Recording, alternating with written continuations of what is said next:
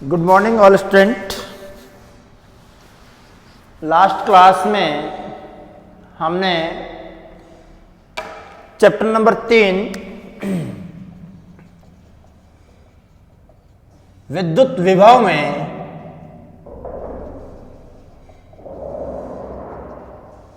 हमने समविभव पृष्ठ के बारे में पढ़ा था और समविभव पृष्ठ को ऐसे परिभाषित किया था कि वह पृष्ठ जिसके प्रत्येक बिंदु पर विद्युत विभव का मान समान होता है, इक्वल होता है,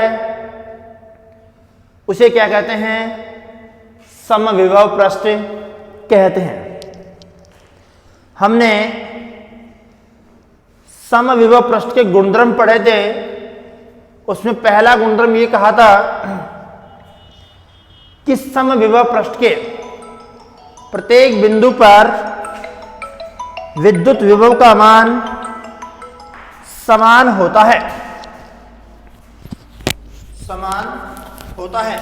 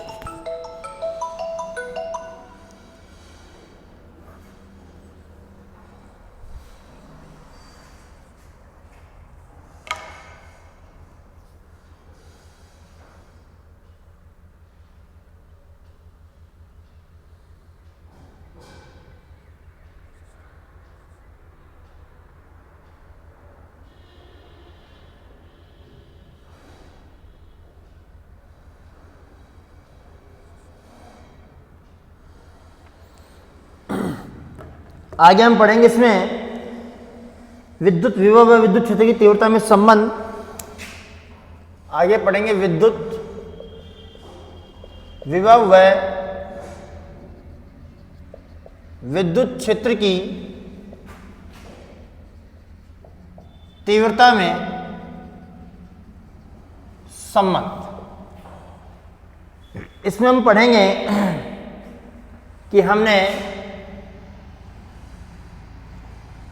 एक विद्युत क्षेत्र ले लिया, ये मान के चल रहे हैं कि ये विद्युत क्षेत्र परिवर्ती विद्युत क्षेत्र हैं और इसमें किसी बिंदु पर Q0 परीक्षण धनावेश है। इससे Q0 परीक्षण धनावेश पर थीटा कोण पर विद्युत क्षेत्र E व dr दूरी पर स्थित बिंदु P पर हमें विद्युत क्षेत्र का मान निकालना, तो आया हो जाएगा R E cos थीटा। ठीक है। हम ये कहेंगे कि माना E विद्युत क्षेत्र में एक Q0 आवेश बिंदु O पर स्थित है, अतः आवेश को इससे dr दूरी तक विस्थापित करते हैं। तो विस्थापित करने के लिए विद्युत क्षेत्र के विरुद्ध हमें क्या करना पड़ता है? कार्य करना पड़ता है। और कितना होगा? dw बराबर माइनस एफ इंटू dr होगा, जहां dr क्या है? अल्पांशिक विस्थापन है और माइनस से यह प्रदर्शित करता है कि विद्युत क्षेत्र के विरुद्ध क्या कर रहे हैं? कार्य कर रहे हैं। इस डॉट प्रोडक्ट को हमने हटा दिया तो dw बराबर हो गया minus F D R cos theta हो गया, dr cos थीटा हो गया। ठीक है, इसको मैंने समीकरण नंबर क्या दे दिया, 1 दे दिया। F विद्युत बल का मान E बराबर हो गया F बटे क्यू नॉट। तो F बराबर हो गया E into Q not, value put कर देंगे, डी डब्ल्यू बराबर यहां लिखेंगे। अतः समीकरण 1 से F का मान रखने पर क्या हो गया, डी डब्ल्यू बराबर minus E into Q not into D R into cos theta into cos theta. अब यहां से हम विद्युत विभव की परिभाषा देखते हैं। इसको मैंने समीकरण नंबर कितना दे दिया, 2 दे दिया। हमने विद्युत विभव की परिभाषा पढ़ रखी है। विद्युत विभव की परिभाषा से क्या हो गया, V बराबर W बटे क्यू नॉट, तो W बराबर क्यू नॉट इंटू V हो गया। कार्य अल्पांशित हैं तो dW बराबर क्यू नॉट मल्टीप्लाई dV। समीकरण नंबर 3। समीकरण नंबर 2 से और समीकरण नंबर 3 से इसको जब आगे हल करते हैं तो हमारे पास ये बन जाता है minus E Q naught D R cos theta बराबर Q naught D V. Q naught से क्यू नॉट क्या हो गया, कैंसिल हो गया। क्यू नॉट से क्यू नॉट क्या हो गया, कैंसिल हो गया। माइनस को मैंने क्या कर दिया, गुणा कर दिया, तो क्या बन गया, माइनस का डीवी बराबर E D R cos theta. समीकरण नंबर 4। ठीक है, अब ये कहें कि जो ई कॉस थीटा है, ई कॉस थीटा की जो दिशा है आर वेक्टर की दिशा में ई का घटक है, ये ई कॉस थीटा ये जो घटक है आर वेक्टर की दिशा में घटक है। अतः जो ई कॉस थीटा है, इससे ई कॉस थीटा का मान हम निकालेंगे तो कैसे निकालेंगे, ई बराबर होगा minus dV upon d r. या से कहें कि इस डी आर के अकॉर्डिंग क्या निकाल लें, इसका डेरिवेटिव कर लें, अवकलन कर लें, तो इसको हमने कह दिया minus dV upon d r बराबर हो गया माइनस का डेल। ठीक है, यहां से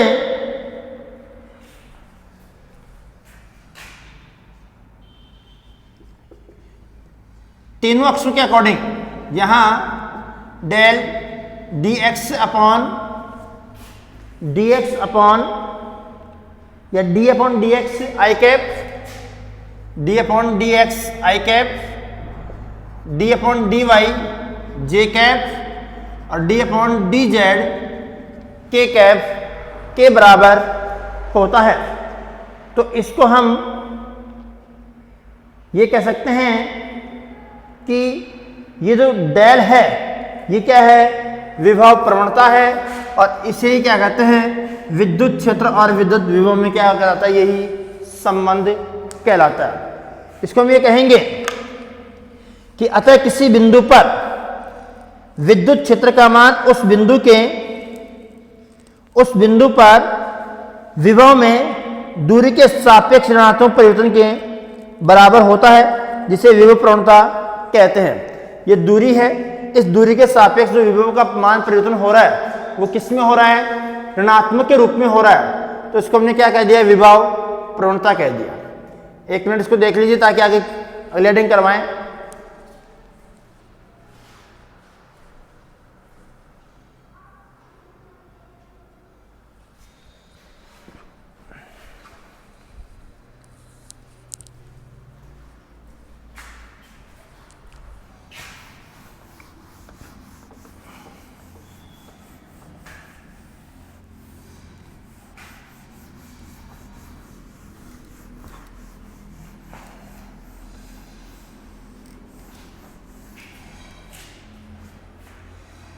आगे देखिए,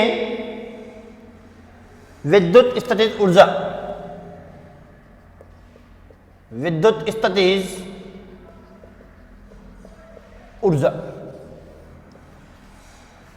विद्युत स्थितिज ऊर्जा।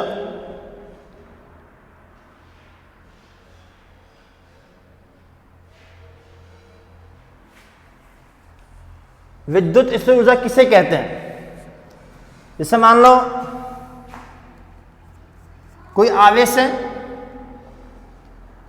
Q0, Q01, Q02 या 2 या 2 से अधिक आवेश है। इन 2 या 2 से अधिक आवेशों को अनंत से विद्युत क्षेत्र में किसी बिंदु तक लाने में किया गया जो कार्य होता है, उस कार्य को क्या कहते हैं? विद्युत स्थितिज ऊर्जा कहते हैं। ये जो कार्य होता है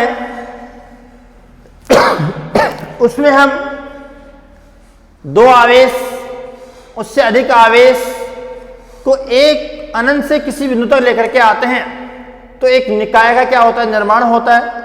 और उस निकाय में जो कार्य किया जाता है, उस निकाय पर कार्य किया जाता है, तो उस निकाय में उस कार्य के द्वारा जो संचित ऊर्जा होती है वो उस निकाय की विद्युत स्थितिज ऊर्जा कहलाती है। ठीक है, इसमें भी ये कह सकते हैं कि जब हम अनंत से किसी भी आवेश को लेकर के आएंगे, विस्थापित करवाएंगे, तो अनंत से किसी आवेश को लाने में या विस्थापित करने में विद्युत क्षेत्र के विरुद्ध क्या करना पड़ता है? कार्य करना पड़ता है। उस कार्य का मान कितना होगा? dw बराबर minus F vector dot dr। हमने ये माना कि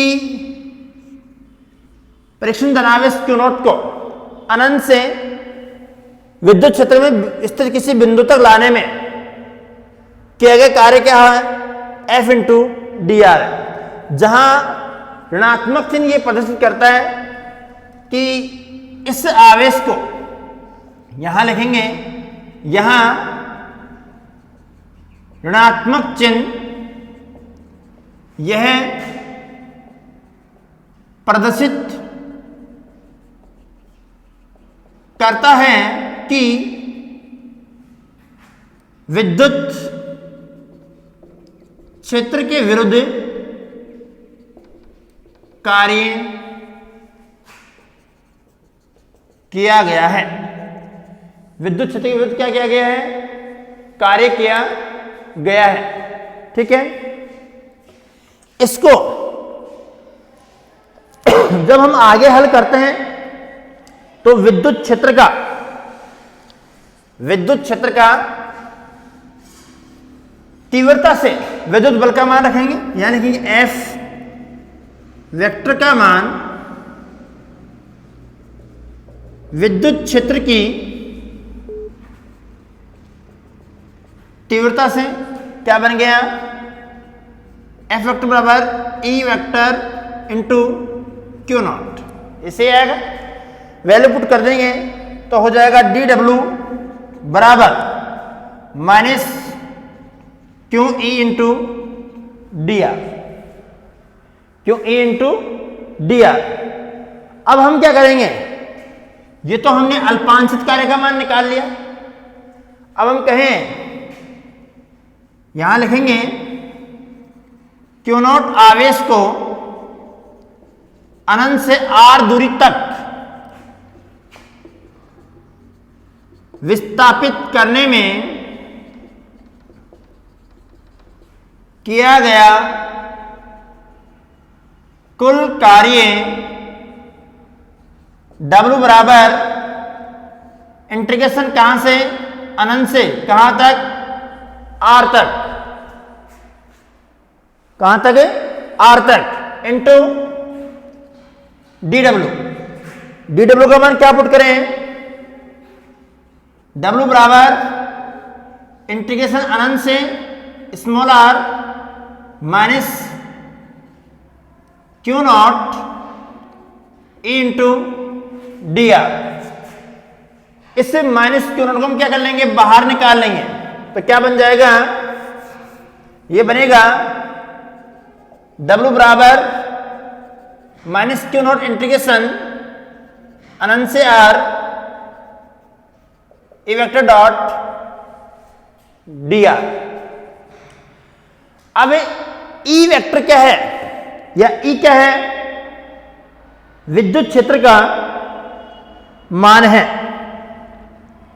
ई क्या है, विद्युत क्षेत्र का मान है, और इससे विद्युत क्षेत्र का मान हम या तो पुट कर देंगे या हमें क्वेश्चन में विद्युत क्षेत्र का मान दिया होता है, दिया का समाकलन कर लेंगे और इसका मान ज्ञात कर लेंगे। इसका जो मात्रक होता है कितना होता है, जूल होता है, कार्य का मात्रक जूल होता है, और विद्युत स्थिर ऊर्जा का मान भी कितना होता है, जूल होता है। ठीक है, आगे हम देखेंगे इसी में कि इस विद्युत स्थिर ऊर्जा में हम अलग अलग निकाय पढ़ सकते हैं। पहला हम पढ़ेंगे एकल आवेश निकाय की स्थितिज ऊर्जा, फिर दो आवेशों के निकाय की स्थितिज ऊर्जा, फिर पढ़ेंगे तीन आवेशों के निकाय की स्थितिज ऊर्जा। अब देखो, एकल आवेश के कारण स्थितिज ऊर्जा, किसी भी एक आवेश को हम अनंत से r दूर तक विस्थापित करेंगे। जैसे मान लो ये a बिंदु है और ये अनंत है, इससे अनंत से q नॉट आवेश को a तक विस्थापित हमें करना है, तो ये q आवेश आने से पूर्व इस बिंदु a पर जो विद्युत क्षेत्र था, उस विद्युत क्षेत्र का मान कितना था, शून्य था। क्यों? क्योंकि उससे पहले इस पर कोई आवेश था ही नहीं। जब ये आवेश नहीं था तो इस पर विद्युत क्षेत्र का मान उत्पन्न होगा क्या, नहीं होगा। क्यों का मान जब जीरो होगा तो ए का मान भी कितना होगा, जीरो होगा। और जब ए का मान जीरो होगा तो हम ये कह सकते हैं कि एकल आवेश निकाय में किया गया कार्य क्या होता है, जीरो होता है, शून्य होता है। और जब किया गया कार्य शून्य होता है तो एकल निकाय आवेश की जो स्थितिज ऊर्जा होती है वो कितनी होती है, शून्य होती है। ठीक है, अब स्थितिज ऊर्जा को हम इलेक्ट्रॉन वोल्ट में भी लिखते हैं और जूल में लिखते हैं। तो एक इलेक्ट्रॉन वोल्ट बराबर होता है 1.6 जूल होता है।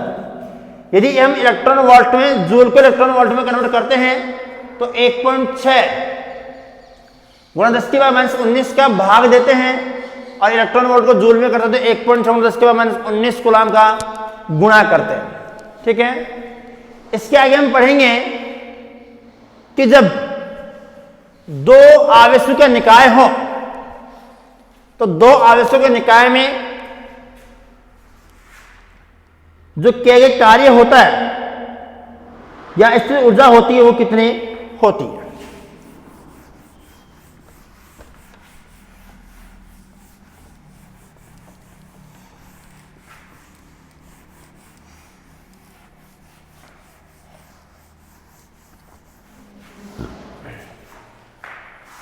यहां लिखाएंगे द्वि आवेश द्विआवेश निकाय के कारण विद्युत स्थितिज ऊर्जा के कारण विद्युत स्थितिज ऊर्जा द्विआवेश निकाय के कारण विद्युत स्थितिज ऊर्जा। हमने ये मान लिया कि एक ए बिंदु है और दूसरा बी बिंदु है। बिंदु ए पर और बिंदु बी पर हमने दो आवेश रखे हैं, यहां पर Q1 है और यहां पर क्या है Q2 है। दोनों के मध्य दूरी कितनी मानी हमने, R दूरी मानी, और इन दोनों आवेशों को ही हम अनंत से लेकर के आते हैं, और जब अनंत से लेकर के आएंगे तो हम विद्युत विभव की गणना करते हैं। हम ये देखते हैं कि ये दोनों आवेश Q1 और Q2 निर्वात में स्मॉल r दूरी पर क्या होते हैं, स्थित है। अतः ये कहें कि जब Q1 आवेश को अनंत से हम बिंदु A तक लेकर के आते हैं तो Q1 आवेश को अनंत से बिंदु A तक लाने में किए गए कार्य का मान कितना होगा, W1 का मान 0 होगा। क्यों होगा, क्योंकि Q1 आवेश से पहले इन बिंदु पर कोई आवेश नहीं था, कोई विद्युत क्षेत्र नहीं था, और कोई विद्युत क्षेत्र नहीं था तो विद्युत क्षेत्र के विरुद्ध में कोई कार्य नहीं करना था। जब विद्युत क्षेत्र के विरुद्ध कोई कार्य नहीं करेंगे तो किए गए कार्य का मान कितना हो गया, 0 हो गया। तो पहले Q1 आवेश को विस्थापित करने में किए गए कार्य का मान कितना हो गया, 0 जूल हो गया। इस कारण से इसकी जो विद्युत स्थितिज ऊर्जा होगी वो भी क्या होगी, 0 ही होगी। ठीक है, अब इस Q1 आवेश को विस्थापित करने के पश्चात इस आवेश के चारों ओर क्या होगा, क्षेत्र उत्पन्न होगा। और हम ये मान के चलते हैं कि इस Q1 आवेश के कारण उत्पन्न विद्युत क्षेत्र में बिंदु B स्थित है, जहां हमें अनंत से Q2 आवेश को ला करके स्थापित करना है। जब इस Q2 आवेश को हम अनंत से R दूरी तक ला करके विस्थापित करते हैं तो किसके विद्युत क्षेत्र के विरुद्ध करते हैं, Q1 आवेश के विद्युत क्षेत्र के विरुद्ध करते हैं। तो इसका जो मान होगा वो मान कितना होगा, विद्युत विभव की परिभाषा से लिखेंगे Q2 आवेश को अनंत से Q2 आवेश को अनंत से Q1 आवेश के विद्युत क्षेत्र में स्थित बिंदु B पर स्थापित करने पर किया गया कार्य कितना हो जाएगा, W2 बराबर, क्यों, कौन सा आवेश है, क्यों, कौन सा, Q2 गुणा Q1 आवेश के कारण उत्पन्न विद्युत विभव। तो क्या बन गया, W2 बराबर Q2 गुणा V। अब V का हो गया Q1 बटे 4 पाई एप्सिलॉन इंटू R।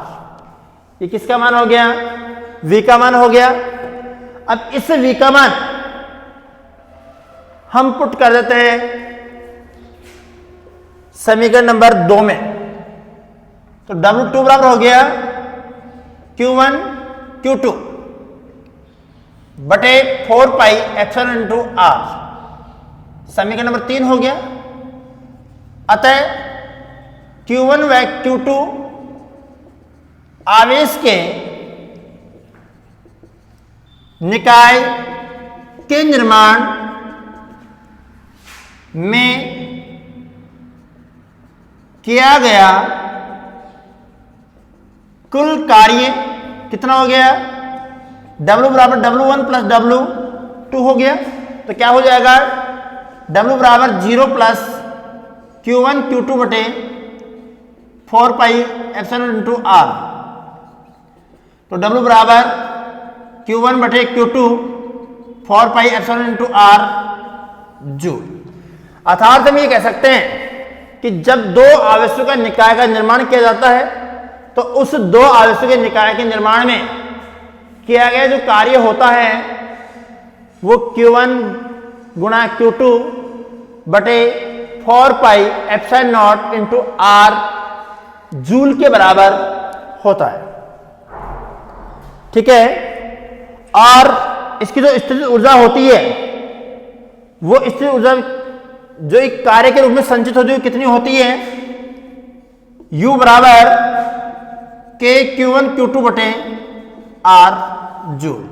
इसको हम ऐसे लिख सकते हैं कि U बराबर Q1 Q2 बटे 4 pi epsilon into R joule. ठीक है, हम इस तरीके से इनको क्या कर सकते हैं, ज्ञात कर सकते हैं।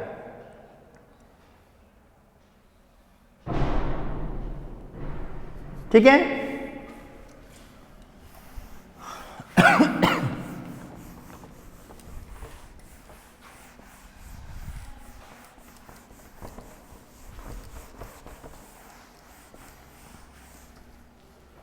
अब हम पढ़ेंगे अगला पॉइंट, 3 आवेशों के निकाय के कारण उत्पन्न विद्युत स्थितिज ऊर्जा, उत्पन्न विद्युत स्थितिज ऊर्जा। हमने क्या किया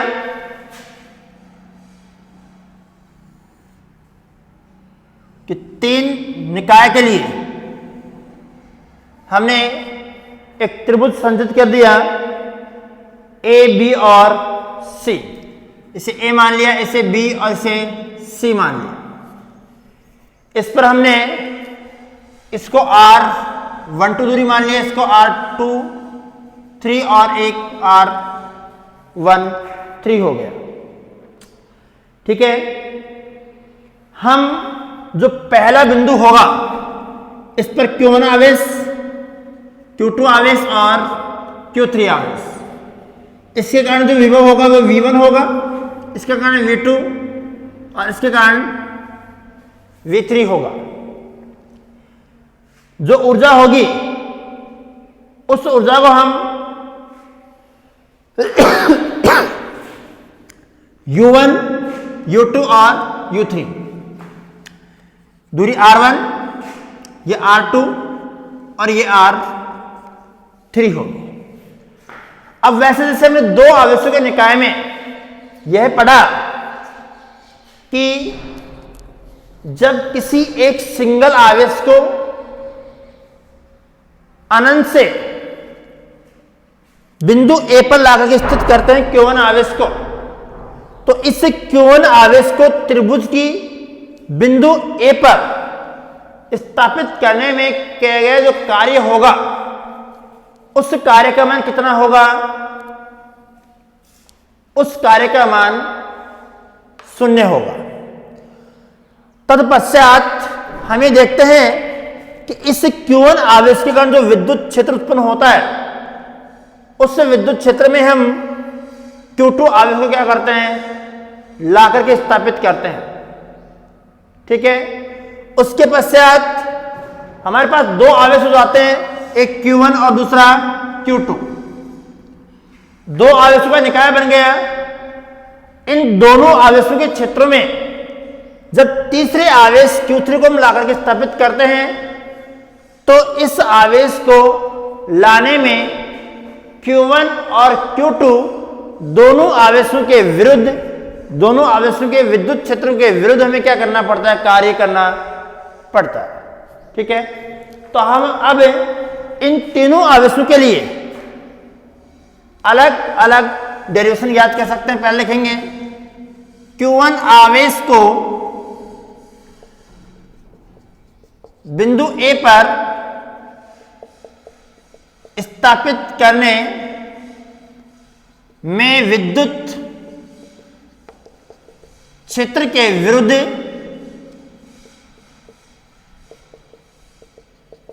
किया गया कार्य कितना हो जाएगा?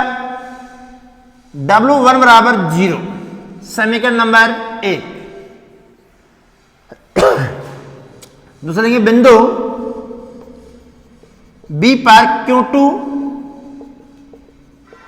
आवेश को Q1 आवेश के कारण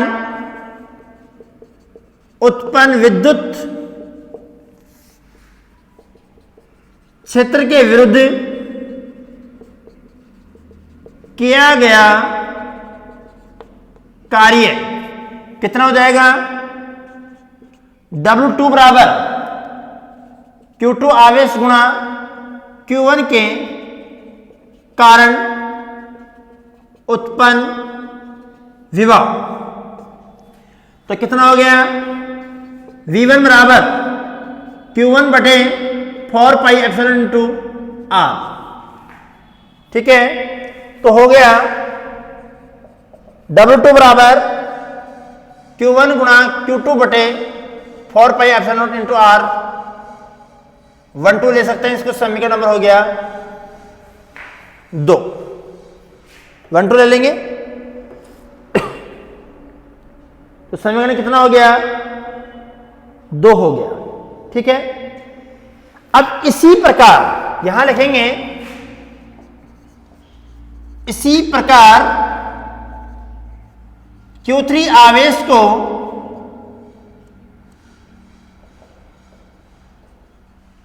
बिंदु C पर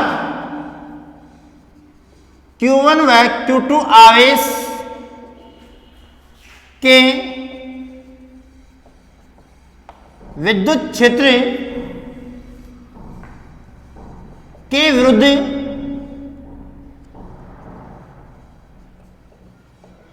लाने में किया गया कार्य कितना हो जाएगा? W3 बराबर Q3 गुणा Q1 व Q2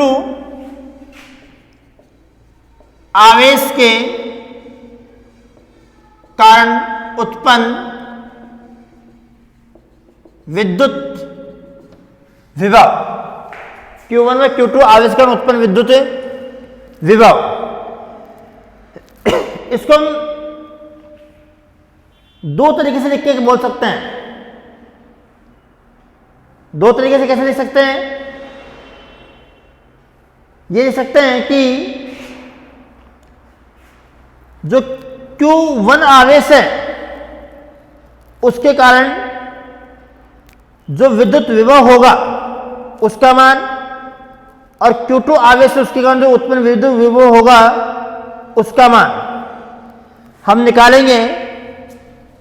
तो वह का मतलब प्लस है, तो यहां लिखेंगे W3 बराबर Q3 मल्टीप्लाई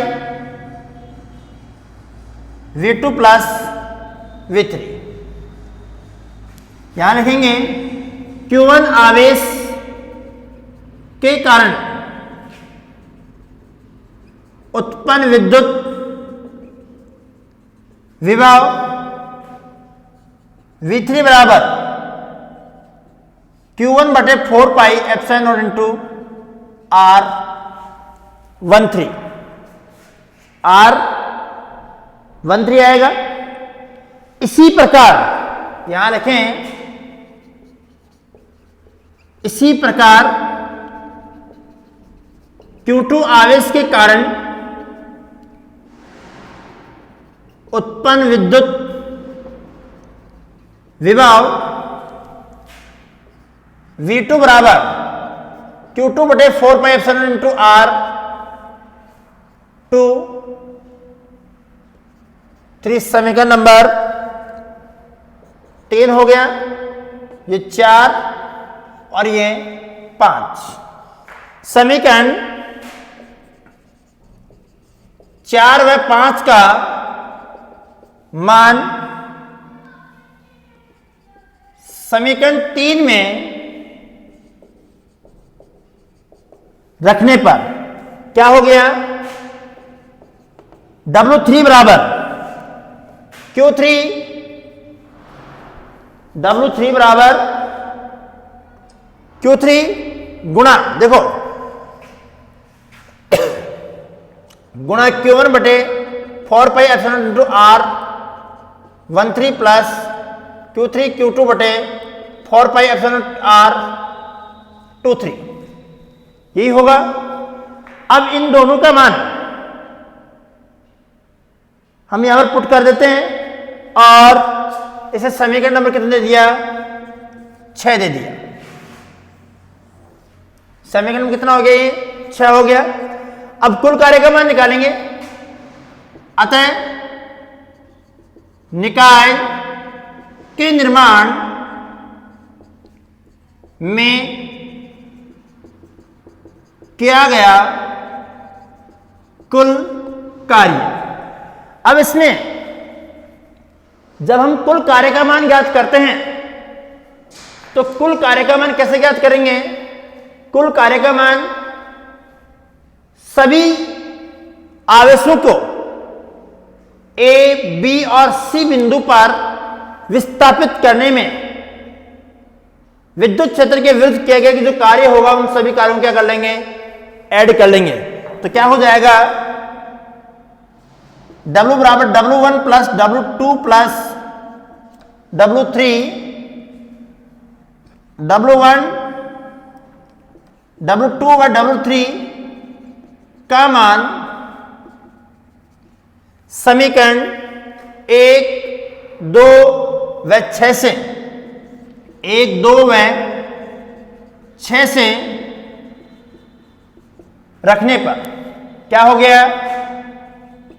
W बराबर दो, समीकरण 1 से कितना हो गया? 0, तो 0, फिर प्लस 2 से Q1 Q2 बटे 4 पाई एप्सिलॉन इंटू R12, फिर प्लस Q1 Q3 बटे 4 pi epsilon R13 plus Q2 बटे Q2 Q3 4 pi epsilon into R23। इस कार्य का मान इतना होगा और इस ऊर्जा का मान जो होगा वो कितना होगा? संचित ऊर्जा कितना होगी? U बराबर Q1 Q2 बटे 4 pi epsilon into R12, Q1 Q3 बटे 4 पाई एप्सिलॉन इंटू R13 और Q2 Q3 बटे 4 पाई एप्सिलॉन इंटू R23 किस में आएगी? जूल में। किए गए कार्य के द्वारा जो स्थिर ऊर्जा होगी किस में होगी? ये जूल में होगी। ठीक है, देख लीजिए इसको आप एक बार, ताकि इससे अधिक आवेशों के निकाय का जो विद्युत ऊर्जा होगी उस विद्युत स्थिर ऊर्जा का मान हम क्या करें? ज्ञात करें।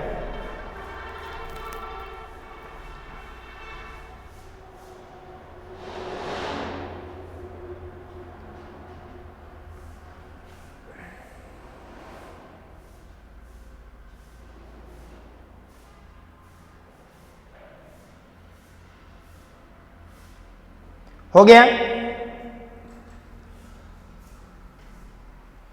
अब देखो हमारे पास में Q1 Q2 Q1 Q3 Q1 Q4 Q1 Q5 Q1 Qn, इसमें यदि हम आवेशों की संख्या बढ़ा दें, हम क्या बढ़ा दें?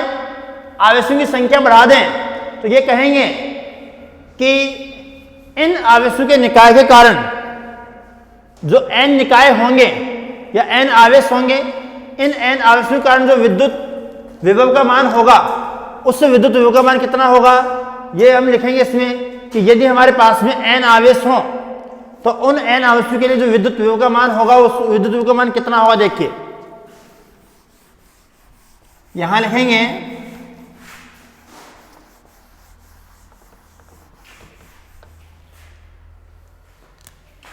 यदि n आवेशों का निकाय हो तो निकाय के निर्माण में संचित विद्युत स्थितिज ऊर्जा n आवेशों के निकाय हो तो क्या होगी?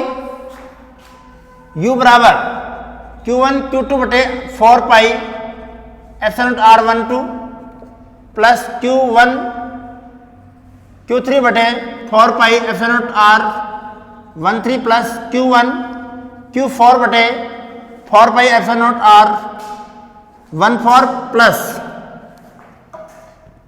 Q2 Q3 बटे 4 pi epsilon R23 plus Q2 Q4 4 pi epsilon R24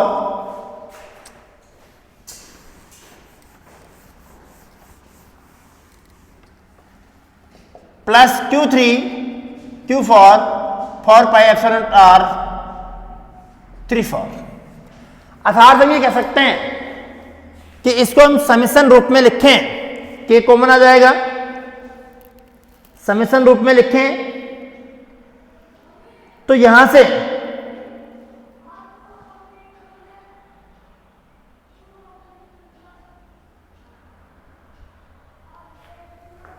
क्या हो गया? U बराबर 1/4 पाई एप्सिलॉन कॉमन आ गया। समेशन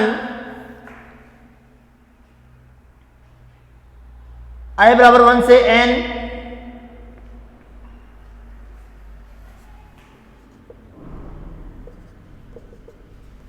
समेशन j बराबर 1 से n बराबर Q I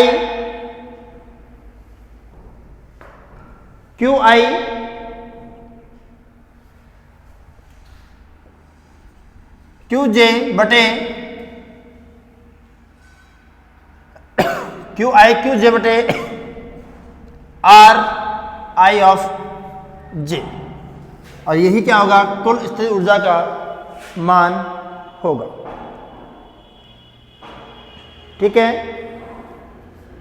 तो ये हमने विद्युत स्थिर ऊर्जा के बारे में पढ़ा, एकल आवेश के कारण पढ़ा, द्वि आवेश निकाय कारण पढ़ा, बहु आवेश निकाय कारण मतलब त्रि आवेश निकाय कारण पढ़ा, और यदि इसमें n आवेशों का संयोजन हो, निकाय बने, तो उस निकाय कारण विद्युत स्थिर ऊर्जा का मान हमने क्या किया? पढ़ा। ठीक है,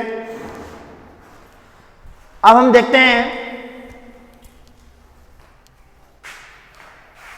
बाह्य विद्युत क्षेत्र में या समरूप विद्युत क्षेत्र में विद्युत द्विध्रुव की स्थितिज ऊर्जा।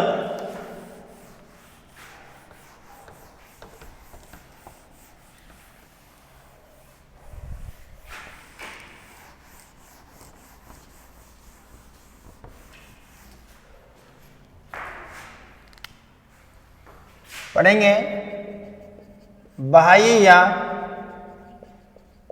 समरूप विद्युत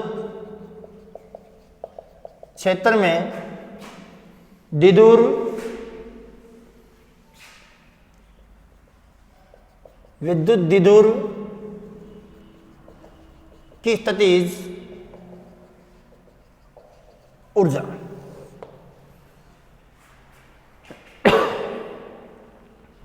हमने मान लिया कि हमारे पास में एक समरूप विद्युत क्षेत्र ले लिया। इस समरूप विद्युत क्षेत्र का हमने मान लिया E, और इस समरूप विद्युत क्षेत्र में हमने एक विद्युत द्विध्रुव रखा, और उस विद्युत द्विध्रुव पर एक बार प्लस क्यू आवेश रख लिया, एक बार क्या रख लिया? माइनस क्यू आवेश रख लिया। इस पर प्लस क्यू आवेश है, इस पर क्या है? माइनस का क्यू आवेश है।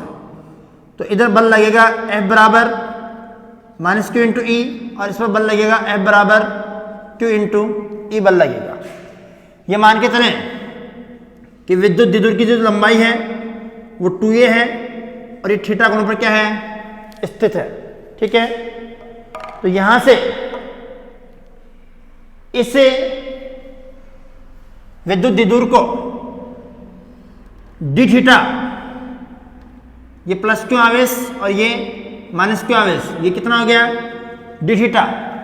डी थीटा कोणीय विस्थापित करने में जो किया गया कार्य होगा वो कार्य किसके रूप में होगा, संचित ऊर्जा के रूप में होगा। तो हम ये कह सकते हैं कि इस पर एक बलागुण लगता है। बलागुण हमने पहले चैप्टर में पढ़ इससे पहले चैप्टर में पढ़ रखा था कि टॉ बराबर होता है पीई साइन थीटा, जहां पी क्या है, विद्युत द्विध्रुव आघूर्ण है, ये विद्युत क्षेत्र है, साइन थीटा ये है। अब इस बलागुण से हम इसको कोणीय विस्थापित डी थीटा क्या करते हैं, घुमाते हैं। तो अब लिखेंगे विद्युत द्विध्रुव को डी थीटा कोणीय विस्थापित करने में किया गया कार्य डी डब्ल्यू बराबर हो गया टॉ इंटू डी थीटा हो गया। तो हो गया डी डब्ल्यू बराबर pE sine theta into d theta, समीकरण नंबर 1। अब हम ये कहें कि इसे यदि थीटा 1 से थीटा 2 तक हम कोणीय विस्थापित करें और कुल कार्य का मान निकालें तो कितना होगा। तो यहां लिखेंगे विद्युत द्विध्रुव को थीटा 1 से थीटा 2 तक विस्थापित करने में किया गया कुल कार्य थीटा 1 से theta 2 into D W. D W का मान समीकरण 2 से, डी डब्ल्यू का मान समीकरण 2 से, तो डब्ल्यू बराबर थीटा 1 से theta 2 pE sine theta into d theta. P को बाहर निकालेंगे तो डब्ल्यू बराबर पीई थीटा 1 से theta 2 sign theta into d theta. अब हम क्या करेंगे कि इस साइन थीटा का क्या कर देंगे, समाकलन कर देंगे। जब साइन थीटा का समाकलन करते हैं तो उसका समाकलन होगा माइनस का कॉस थीटा, तो डब्ल्यू बराबर pE minus cos theta, theta 1 से थीटा 2 आ गया। अब हम थीटा 1 और थीटा 2 क्या है, लिमिट है, इन लिमिट को क्या करेंगे, पुट करेंगे। तो रखेंगे लिमिट रखने पर W बराबर पीई अपर लिमिट माइनस का cos theta 2 minus minus plus cos theta 1। भाई ये माइनस है और माइनस आएगा तो माइनस माइनस क्या हो गया, प्लस हो गया, कॉस थीटा 1 हो गया। ये हमारे पास में क्या किया गया कार्य आ गया। हम इसको ये कह सकते हैं कि ये जो किया गया कार्य होता है, यह किया गया कार्य ही किसके रूप में होता है, स्थितिज ऊर्जा के रूप में संचित होता है। इसको हम ये कहें कि यदि थीटा बराबर क्या हो 90 डिग्री मान के चलें और थीटा 2 बराबर क्या हो 0 डिग्री हो, तो हमारे पास में जो इसका मान आता है तो कितना आएगा, यहां लिखें यदि थीटा 1 बराबर 90 डिग्री हो व थीटा 2 बराबर थीटा हो, तो किया गया कुल कार्य W बराबर pE minus cos theta plus 0, तो W बराबर हो गया माइनस का पीई कॉस थीटा जू। इसका क्या होगा, कार्य होगा। ठीक है, इसकी विशेष स्थितियां होती हैं स्थिति विशेष स्थिति होती है। पहली स्थिति ये होती है कि यदि थीटा बराबर 0 डिग्री हो, इसमें थीटा का मान क्या रखें 0 डिग्री, तो पहले स्थिति रखेंगे थीटा बराबर 0 हो तो कार्य W बराबर माइनस पीई कॉस 0 और कॉस 0 का मान 1, तो W बराबर माइनस का पीई जूल हो गया। दूसरी स्थिति थीटा बराबर 90 हो तो W बराबर माइनस का पीई कॉस 90 और कॉस 90 का मान 0, तो कार्य का मान 0। फिर तीसरी स्थिति ये होती है कि थीटा बराबर 180 डिग्री हो तो W बराबर माइनस का पीई कॉस 180 और कॉस 180 का मान होता है माइनस का 1, तो हो गया W बराबर प्लस का P ऑफ E।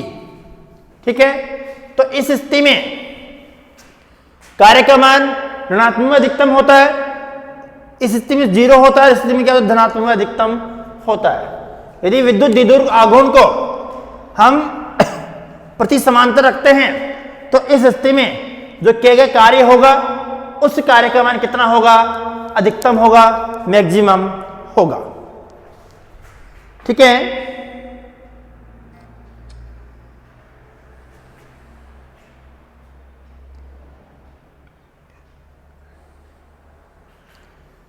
देख लीजिए आप इसको।